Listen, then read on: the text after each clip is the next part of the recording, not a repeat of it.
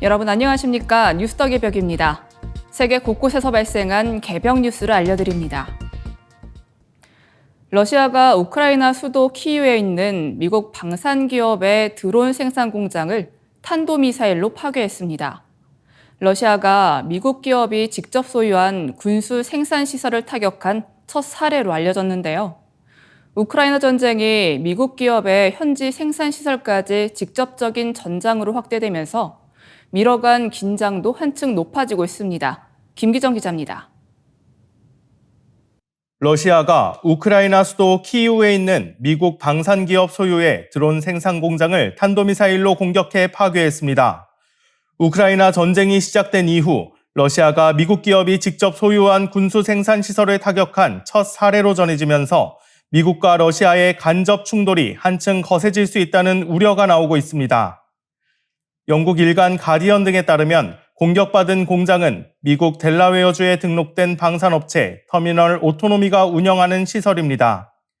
이 기업은 러시아군의 강력한 전파방해 환경에서도 장거리 정밀 타격이 가능한 자폭 드론과 배회탄을 개발해 왔습니다.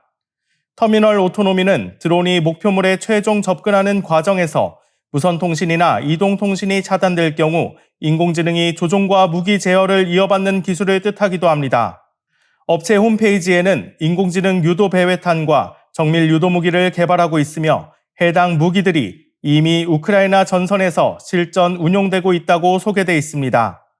러시아 국영 타스통신은 러시아 국방부를 인용해 지난 7월 25일 공격이 이뤄졌으며 해당 시설에서 우크라이나와 미국 합작회사 전문가들이 근무하고 있다고 보도했습니다. 공장에서는 장거리 자폭 드론인 AQ-400 사이스와 소형 공격용 드론 AQ-100 베이어닛이 생산된 것으로 알려졌습니다. 터미널 오토노미 측은 생산시설이 파괴됐지만 다행히 인명피해는 발생하지 않았다고 밝혔습니다. 러시아는 공격 당시 해당 공장이 미국 기업 소유라는 사실을 별도로 언급하지 않았습니다. 미국 중앙정보국 출신 앤서니 빈치는 러시아가 시설의 국적이나 소유주보다 군사적 기능을 기준으로 공격 대상을 결정하고 있다고 분석했습니다. 도널드 트럼프 미국 대통령이 최근 우크라이나의 패트리엇 방공미사일 현지 생산을 허가하겠다는 방침을 밝힌 가운데 향후 패트리엇이나 다른 미국산 무기 생산 시설도 러시아의 공격 대상이 될 가능성이 제기되고 있습니다. 이번 공격은 우크라이나 전쟁이 무기 지원 단계를 넘어 미국 기업의 현지 생산 시설까지 직접적인 전장이 되고 있음을 보여줍니다. 미국 방산기업의 우크라이나 진출이 확대될수록 러시아의 군사적 대응 범위도 넓어지면서 미뤄간 긴장이 더욱 위험한 단계로 접어들 수 있다는 전망입니다. 뉴스덕의 벽 김기정입니다. 최근 서울 도심 곳곳에서 바퀴벌레 목격담이 잇따르고 있습니다. 관련 민원도 4년 만에 5배 가까이 늘었는데요. 폭염과 장마 같은 고온다습한 날씨에 도심 환경까지 영향을 미친 것으로 보입니다. 서울의 바퀴벌레가 정말 늘어난 건지, 그 원인은 무엇인지 김천공 기자가 전해드립니다. 서울 도심에서 바퀴벌레 목격과 방제 민원이 빠르게 늘면서 시민들의 불안이 커지고 있습니다. 최근 서울역 인근 공중보행로인 서울로 7017에서 바퀴벌레 수십 마리가 떼지어 돌아다니는 영상이 SNS를 통해 확산됐습니다. 이후 서울 시내 공원과 골목길, 주택가에서도 바퀴벌레를 봤다는 목격담이 잇따르면서 서울의 바퀴벌레가 크게 증가한 것 아니냐는 우려가 나오고 있습니다. 실제로 서울시에 접수된 바퀴벌레 관련 민원은 최근 몇 년 사이 급격하게 늘었습니다. 2021년 2,379건이었던 민원은 2022년 3,905건, 2023년 5,470건, 2024년 7,241건으로 증가했습니다. 2025년에는 11,789건을 기록해 4년 만에 약 5배로 늘었으며 올해도 6월까지 6,158건이 접수됐습니다. 바퀴벌레 활동이 활발해지는 7월과 8월에 민원까지 더해지면 지난해 수준을 넘어설 가능성도 제기됩니다. 바퀴벌레가 자주 나타나는 원인으로는 고온다습한 날씨가 우선 꼽힙니다. 겨울철 기온이 높아지면 야외 바퀴벌레의 생존율이 올라가고 활동 기간도 길어집니다. 여름철 폭염과 장마는 성장과 번식을 촉진하며 폭우가 내리면 하수관과 맨홀에 숨어있던 개체들이 지상으로 올라올 수 있습니다. 도심 녹지 확대도 영향을 주고 있습니다. 서울로 7017처럼 화단과 대형 화분이 많은 공간은 지속적으로 물이 공급돼 습도가 높습니다. 여기에 시민들이 버린 음식물까지 더해지면서 바퀴벌레가 숨고 번식하기 좋은 환경이 만들어집니다. 조경이 잘 된 신축 아파트도 화단과 배수시설 주변에 수분과 은신처가 많아 바퀴벌레 서식지가 될 수 있습니다. 노후 건축물과 배달 음식 문화 역시 주요 원인으로 거론됩니다. 오래된 주택과 건물에는 배관과 벽면에 틈이 많아 바퀴벌레가 숨어들기 쉽습니다. 음식물이 남은 배달 용기와 쓰레기가 골목에 장시간 방치되면 바퀴벌레의 모기도 풍부해집니다. 반복적인 살충제 사용으로 약재의 내성을 가진 개체가 살아남는 문제도 방제를 어렵게 하고 있습니다. 다만 전문가들은 민원과 목격 사례가 늘어난 것만으로 서울 전체의 바퀴벌레 개체 수가 실제 증가했다고 단정하기는 어렵다고 설명합니다. 동일한 장소에서 수년간 채집한 과학적 조사 자료가 없기 때문입니다. 서울로 7017의 바퀴벌레가 서울 전역으로 퍼졌다는 주장도 이동 거리를 고려할 때 가능성이 낮다는 분석입니다. 뉴스 더 개벽 김천군입니다. 북아프리카 모로코에서 스페인 자치령 세우타로 하루 만에 최대 6만 명의 이주민이 몰리는 초유의 국경 위기가 발생했습니다. 짧은 시간에 세우타 인구와 맞먹는 사람들이 국경을 넘으면서 도시 기능까지 사실상 마비됐는데요. 경제난과 소셜미디어를 통해 퍼진 허위 정보가 대규모 이주 사태로 이어진 것으로 분석됩니다. 김태희 기자입니다. 북아프리카 모로코에서 스페인의 자치령 세우타로 하루 만에 5만에서 6만 명에 이르는 이주민이 몰려드는 초유의 국경 위기가 발생했습니다. 사태 이틀째인 7월 31일에는 최소 4만 8,300명이 자발적으로 모로코로 돌아가면서 대규모 유입은 진정 국면에 접어들었습니다. 하지만 짧은 시간에 세우타 인구와 맞먹는 사람들이 한꺼번에 국경을 넘으면서 도시 기능은 사실상 마비됐습니다.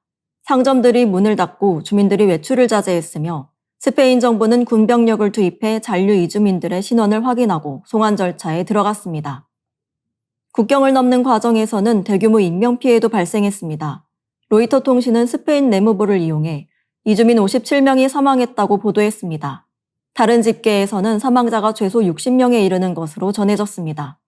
상당수는 모로코와 세우타 사이에 방파제를 헤엄쳐 건너려다 익사했으며 모로코 측에서도 추가 사상자가 발생했을 가능성이 제기됐습니다. 이번 사태를 촉발한 주요 원인으로는 소셜미디어를 통해 확산된 허위 정보가 지목됐습니다.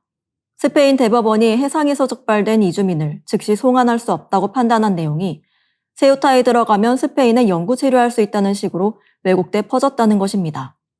인스타그램 영상을 보고 국경으로 향한 청소년도 있었던 것으로 전해졌습니다. 모로코 청년층의 심각한 경제난도 배경으로 꼽힙니다. 모로코의 15세에서 24세 청년 가운데 약 4분의 1은 교육이나 취업, 직업훈련에 참여하지 않은 이른바 니트 상태인 것으로 알려졌습니다. 더 나은 삶을 찾아 유럽으로 가려는 청년들의 절박함이 잘못된 정보와 결합하면서 대규모 월경으로 이어졌다는 분석입니다.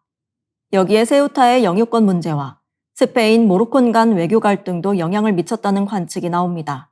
일부 전문가들은 모로코 정부가 국경 통제를 느슨하게 하며 스페인을 압박했을 가능성을 제기했습니다. 반면 모로코 측은 정치적 의도를 부인하며 허위 정보 확산이 핵심 원인이라고 반박했습니다. 페드로 산체스 스페인 총리는 세우타를 직접 방문해 이번 사태를 스페인 영토에 대한 공격이자 주권 침해로 규정했습니다. 임시 접수센터를 설치하고 신속한 심사와 추방 절차를 진행하겠다는 방침도 밝혔습니다. 도널드 트럼프 미국 대통령도 이번 사태를 침략이라고 표현하며 미국의 선거 쟁점으로 끌어들였습니다. 트럼프 대통령은 공화당이 선거에서 패배할 경우 미국에서도 비슷한 일이 벌어질 수 있다고 주장했습니다. 이번 세우타 사태는 경제적 절망과 허위 정보, 영토 분쟁이 결합할 경우 유럽의 국경 체계가 얼마나 빠르게 흔들릴 수 있는지를 보여주고 있습니다. 뉴스 더 개벽 김태희입니다. 미국과 중국의 패권 경쟁이 반도체를 넘어 금융과 공급망, 핵심 자원까지 빠르게 확산하고 있습니다. 세계 경제도 미국과 중국을 중심으로 두 개의 블록으로 나뉘는 이른바 대분열의 시대로 향하고 있는데요. 급변하는 세계 경제에서 국가와 기업은 어떻게 살아남아야 할지 유진호 기자가 전해드립니다. 중국의 D램 기업 창신 메모리 테크놀로지 CXMT가 상장과 동시에 중국 본토 증시의 시가총액 1위 기업으로 올라서면서 글로벌 반도체 시장이 크게 출렁이고 있습니다. 중국이 미국의 강력한 기술 제재를 뚫고 반도체 자립에 한 걸음 더 다가섰다는 평가가 나오자 국내 반도체 종목도 큰 폭의 하락세를 보였습니다. 한 기업의 상장이 세계 금융시장에 충격을 줄 만큼 미중 패권 경쟁이 경제와 산업 전반을 뒤흔들고 있는 것입니다. 신간 격동하는 미중 패권 전쟁과 대분열의 시대는 이 같은 변화의 본질을 분석합니다. 세계적인 거시경제 전문가 닐 시어링은 현재의 국제 질서를 단순한 탈세계화가 아닌 분열의 시대로 규정합니다. 세계 무역과 국가 간 자본 이동 자체가 사라지는 것은 아니지만 미국과 중국이 서로 다른 기술, 금융, 공급망 체계를 구축하면서 세계 경제가 두 개의 블록으로 나뉘고 있다는 설명입니다. 이 과정에서 다른 국가와 기업들은 어느 편과 협력할 것인지 선택하라는 압박을 받고 있습니다. 반도체와 배터리, 인공지능, 에너지, 핵심 광물은 경제적 자산을 넘어 국가 안보를 좌우하는 전략 자원이 됐습니다. 특히 중국은 오랜 자원 외교와 정부 지원을 바탕으로 핵심 광물과 배터리, 친환경 기술 분야에서 강력한 공급망을 구축했습니다. 미국은 첨단 반도체와 금융 기술 동맹을 활용해 중국의 추격을 차단하려 하고 있습니다. 저자는 중국의 부상이 달러 패권을 곧바로 무너뜨릴 것이라는 전망에는 신중한 입장을 보입니다. 달러는 국제 결제와 금융시장, 외환 보유액에서 오랫동안 형성된 네트워크 효과를 갖고 있어 단기간에 대체되기 어렵다는 분석입니다. 중국 경제가 성장하더라도 위안화가 달러의 지위를 위협하려면 자본시장 개방과 국제적 신뢰 확보라는 과제를 해결해야 합니다. 책이 강조하는 생존 전략은 효율성보다 회복 탄력성입니다. 가장 값싼 지역에서 생산하고 재고를 최소화하던 과거의 경영 방식만으로는 공급망 충격과 수출 통제, 관세 분쟁에 대응하기 어렵습니다. 기업은 생산 기지를 분산하고 핵심 부품과 자원을 확보하며 특정 국가에 대한 의존도를 낮춰야 합니다. 앞으로 10년은 미국과 중국 가운데 누가 승리하느냐만큼 분열된 세계에서 국가와 기업이 얼마나 빠르게 적응하느냐가 성패를 가르는 시대가 될 전망입니다. 뉴스 더 개벽 유진호입니다. 발가락 근력을 키우는 간단한 운동이 노년기 신체 능력은 물론 인지 기능에도 도움이 될 수 있다는 연구 결과가 나왔습니다. 평소 잘 사용하지 않는 발의 작은 근육을 움직이는 것이 신경계를 자극할 수 있다는 건데요. 낙상 위험을 줄이고 건강을 지키는 발가락 운동법을 오나혜지 기자가 전해드립니다. 국제학술지 생리인류학 저널에 실린 논문에서 발가락 근력 운동이 노인의 신체 능력뿐 아니라 인지기능 개선에도 도움을 줄 수 있다는 연구 결과가 발표됐습니다. 일본 연구팀이 요양원 입소 노인을 대상으로 발가락 악력 훈련을 실시한 결과 참가자들은 발가락 근력이 향상됐을 뿐 아니라 신체 활동 능력과 인지 기능도 함께 개선된 것으로 나타났습니다. 연구팀은 평소 자주 사용하지 않는 발의 작은 근육을 반복적으로 움직이는 과정이 신경계를 자극했을 가능성이 있다고 분석했습니다. 발가락은 서 있을 때 체중을 분산하고 걸을 때 몸을 앞으로 밀어주는 중요한 기관입니다. 그러나 나이가 들수록 발가락과 발바닥 근육이 약해지면서 균형 감각과 보행 능력이 떨어지고 낙상 위험도 커질 수 있습니다. 가정에서 쉽게 할 수 있는 운동은 먼저 발가락 벌리기입니다.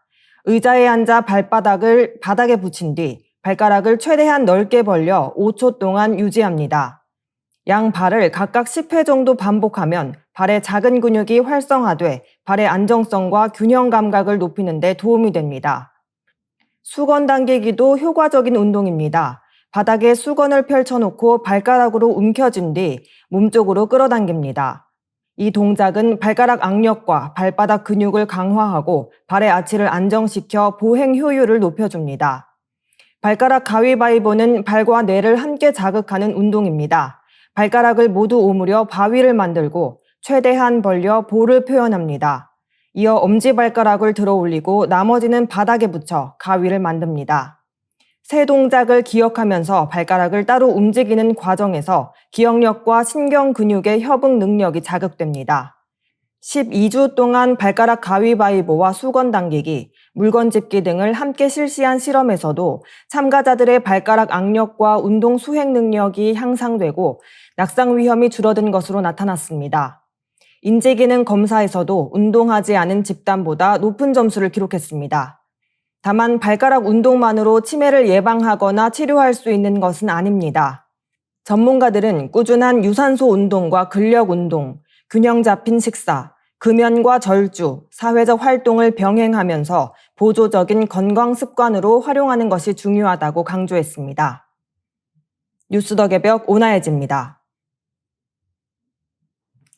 요즘 젊은 세대 사이에서 엄마와 여행하고 쇼핑하며 일상을 함께하는 이른바 엄미세가 주목받고 있습니다. 과거와 달리 부모와의 친밀한 관계를 자연스럽게 드러내는 문화가 확산하고 있는 건데요. 달라진 가족 관계뿐 아니라 청년들의 경제적 현실도 그 배경으로 꼽힙니다. 정나라 기자가 전해드립니다.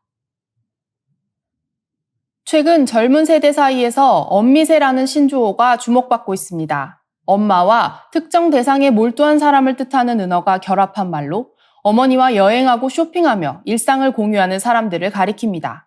과거에는 부모와 지나치게 가까운 성인 자녀를 마마보이나 마마걸이라고 부르며 부정적으로 바라봤지만 이제 부모와의 친밀함은 하나의 생활 방식이자 자랑할 만한 관계로 받아들여지고 있습니다.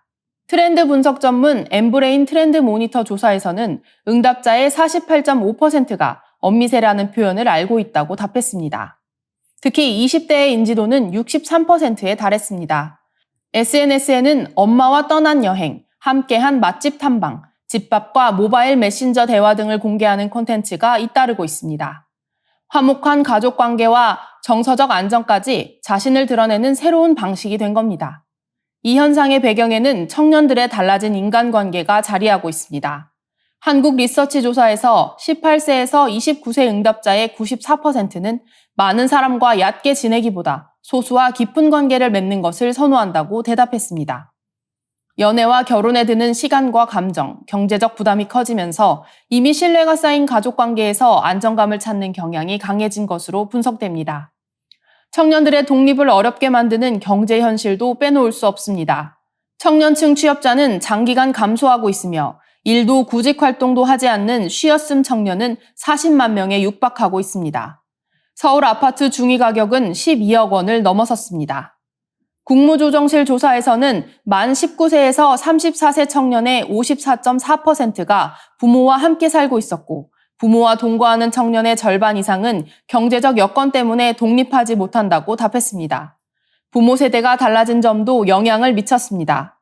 현재의 40대와 50대 부모는 SNS와 대중문화에 익숙하고 자녀와 여행이나 취미를 함께 즐기는데 거부감이 적습니다.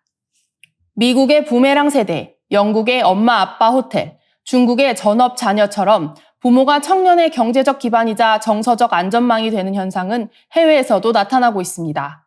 전문가들은 부모와 가까운 관계 자체를 문제로 볼 필요는 없다고 설명합니다.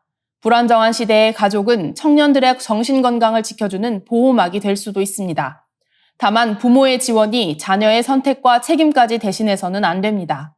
엄미세 현상은 가족 관계가 좋아졌다는 긍정적인 변화인 동시에 청년들이 가족 밖에서도 독립적인 삶을 선택할 수 있는 사회적 여건이 충분한지를 되묻는 신호입니다. 남성의 평균 정자수가 지금과 같은 속도로 감소할 경우 2045년에는 사실상 0에 가까워질 수 있다는 전망이 나오면서 인류의 생식 건강에 대한 위기감이 커지고 있습니다. 영국 가디언은 남성 생식 능력 감소를 둘러싼 과학계의 논쟁을 집중 조명했습니다. 이 같은 전망을 제시한 인물은 미국 마운트 시나이 의대 샤나 스완 교수입니다. 스완 교수는 이스라엘 히브리대 하가이 레빈 교수와 함께 지난 수십 년간 세계 남성들의 정자수 변화를 분석해왔습니다. 연구진은 과거 감소 추세가 계속된다면 2045년 무렵 평균 정자수가 0에 근접할 수 있다고 경고했습니다. 남성 호르몬인 테스토스테론도 지난 50년 동안 절반가량 감소했다는 분석이 제기됐습니다. 레빈 교수는 이 같은 변화가 남성 개인의 건강 문제를 넘어 인류의 생식 능력과 인구 구조에 영향을 줄 수 있다고 강조했습니다. 특히 난임이 늘고 출생률이 급격히 떨어지는 상황에서 남성 생식 건강의 악화가 인구 감소를 더욱 가속화할 수 있다는 우려가 나옵니다. 다만 과학계에서는 2045년 정자수 0이라는 전망을 확정된 미래로 받아들여서는 안 된다는 반론도 제기됩니다. 맨체스터대 앨런 페이시 교수 연구팀은 비교적 일관된 측정법으로 정자수를 조사했지만 큰 폭의 감소를 확인하지 못했습니다.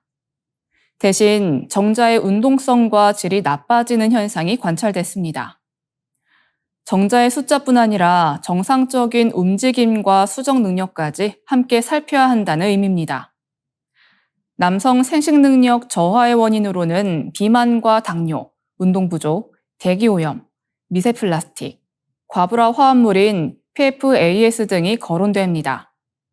과도한 체지방은 테스토스테론을 여성 호르몬인 에스트로겐으로 전환시키고 뇌와 고환을 연결하는 호르몬 조절 체계에도 영향을 줍니다. 환경오염 물질이 사람의 정액과 고환 조직에서 발견됐다는 연구도 나오고 있지만 해당 물질이 실제로 인간의 생식 능력을 직접 떨어뜨린다는 인과관계는 아직 명확하게 입증되지 않았습니다. 또 낮은 테스토스테론을 치료한다는 이유로 의학적 필요 없이 호르몬 젤이나 주사를 사용하면 정자 생성이 오히려 중단될 수 있습니다. 외부에서 들어온 테스토스테론이 뇌 호르몬 신호를 억제해 고환 내부의 정자 생산 기능을 떨어뜨리기 때문입니다. 평균 정자수가 2045년에 실제로 0이 될지는 아직 알 수 없습니다. 그러나 정자수와 운동성 저하, 남성 호르몬 감소, 난임 증가가 동시에 나타나고 있다는 사실은 분명한 경고입니다. 2045년 정자수 0이라는 전망은 인류가 곧 사라진다는 예언이 아니라 남성 생식 건강을 방치할 경우 난임과 저출생 위기가 더욱 심각해질 수 있다는 위험 신호입니다. 정확한 연구와 진단기술 개발, 비만과 환경오염 예방, 검증되지 않은 호르몬 치료에 대한 관리가 시급합니다. 이상으로 뉴스 더 개벽 마치겠습니다. 시청해주셔서 감사합니다.